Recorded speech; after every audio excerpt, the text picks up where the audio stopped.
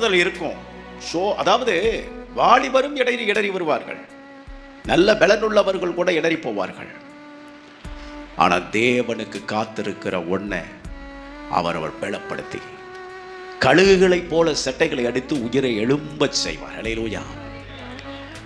ஒருவேளை அந்த கழுகு சோர்ந்து போய் பலவீனப்பட்டு சோர்ந்து போய் உட்கார்ந்துருக்கலாம். நீ முந்தி பறந்ததை விட இன்னும் அதிக உயரத்தில் உன்னை பறக்க வைப்பார்.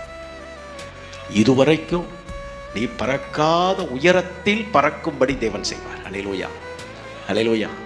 இது கழுகுக்கு உண்டான செய்தி. கழுகு எப்பவுமே பலனுள்ள பறவைகளில் ராஜ பறவை கழுகு. கழுகுக்கு சமமான பறவை ஒன்று இல்லை. கழுகு மத்தியில், உண்மையான கழுகு மத்தியில் ஒருத்தர் போயிட்டு திரும்பி வர்றதே கஷ்டம். பயங்கரமான சௌரியமானது.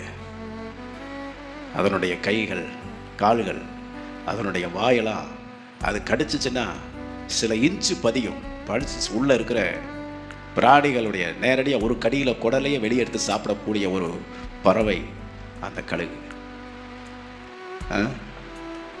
பெரிய பெரிய மிருகங்கள் கூட கழுகுக்கு பயப்படும்.